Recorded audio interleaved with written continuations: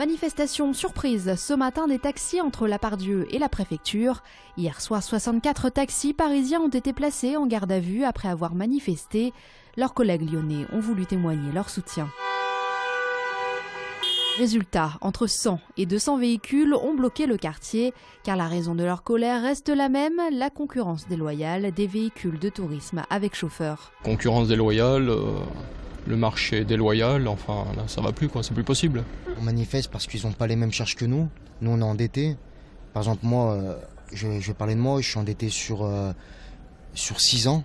Je suis endetté sur 6 ans, je ne sais pas si je vais pouvoir vendre ma licence, c'est comme si je cotisais à perte. C'est une décision du Conseil d'État qui a mis le feu aux poudres le 5 février dernier. Le décret imposant au VTC un délai d'attente de 15 minutes entre la réservation et la prise en charge du client a été suspendu. On veut une réglementation renforcée comme ça existe dans beaucoup de pays et on veut des contrôles de police. À ce jour, la police est pratiquement inexistante sur les contrôles. Aujourd'hui, on peut considérer que le préjudice, surtout pour mes collègues qui travaillent la nuit, est au minimum de 30% de leurs recettes. Un médiateur a été nommé pour trouver un moratoire. À Lyon, d'autres actions coup de poing pourraient être organisées dans les jours qui viennent. Une mosaïque quasiment intacte, c'est la découverte que viennent de faire des archéologues sur un chantier à Ampère, en plein centre de Lyon. Donc c'est une mosaïque d'une qualité remarquable qui atteste une fois de plus la richesse du secteur en matière d'implantation à l'époque romaine, de riches domus appartenant très vraisemblablement aux commerçants de l'époque. Datée du 2e ou 3e siècle, elle recouvrait très certainement le sol d'une maison prestigieuse. Le Citral qui installe ici un ascenseur pour le métro s'était d'ailleurs préparé à cette découverte. En 1830, un égout avait permis de trouver cette mosaïque et à l'époque, ils l'avaient détruite. En 1976, à la construction de la station de métro, on en avait trouvé un morceau. Cette année, en 2014, on devait trouver la suite. Une suite qui pourrait rejoindre la découverte de 1976. Cette partie de mosaïque est exposée dans la station de métro à Bellecour. Il y a énormément de monde le matin, surtout les horaires entre 8h et 10h. Des trams, il n'y en a pas énormément, ils sont pleins. Peut-être la fin de la galère ou en tout cas un début d'amélioration sur la ligne T2. Depuis des mois, les nombreux étudiants qui l'empruntent dénoncent la saturation quotidienne des rames.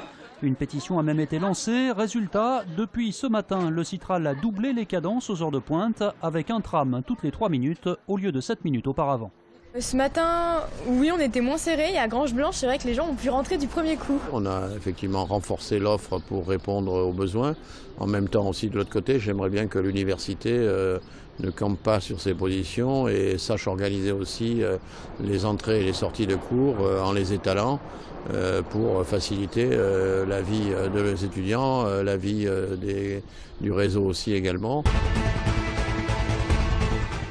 C'est quand même 500 enfants qui décèdent chaque année en France d'un cancer. C'est 2500 nouveaux cas de cancer pédiatrique chaque année. Des poupées jetées symboliquement dans la Saône aujourd'hui à Lyon pour attirer l'attention sur le manque de financement pour la recherche sur les cancers pédiatriques. 2% seulement des fonds anti-cancer sont alloués à la recherche pour les cancers pédiatriques. En fait, 70% des cancers de l'enfant sont des cancers rares et représentent trop peu de cas pour intéresser les laboratoires. Aujourd'hui, les associations réclament d'urgence une loi de financement pour développer la recherche médicale. Facile vainqueur hier soir de Dunkerque 9-0, le LHC réalise une saison remarquable dans l'anonymat de la première division, le 2e échelon national. Premier, ils n'ont perdu que 4 fois en 24 rencontres. L'arrivée d'un nouveau coach à l'intersaison y est pour beaucoup. L'état d'esprit aussi, indispensable dans un groupe de 23 joueurs professionnels, payés entre 1500 et 2000 euros par mois. Il y a une bonne ambiance, c'est simple, on attend les playoffs avec impatience.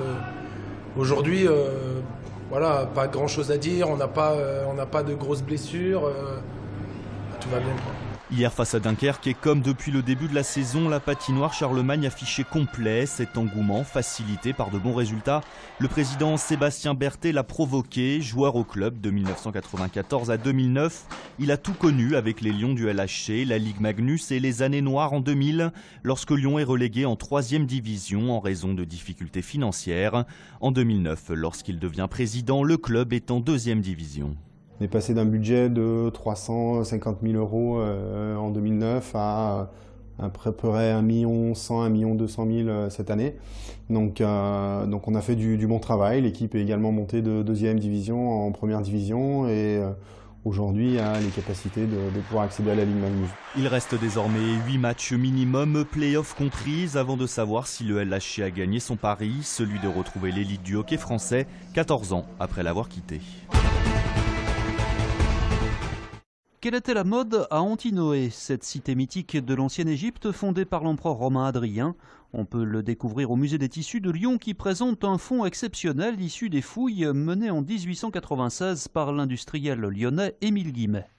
Ce matériel nous révèle des habitudes que l'on ne soupçonnait pas, l'usage de matériaux extrêmement précieux, du duvet de chèvre cachemire, importé d'Inde, de la soie, importé des routes asiatiques de la soie. Antinoé à la vie à la mode, une exposition à voir au musée des tissus jusqu'au 28 février.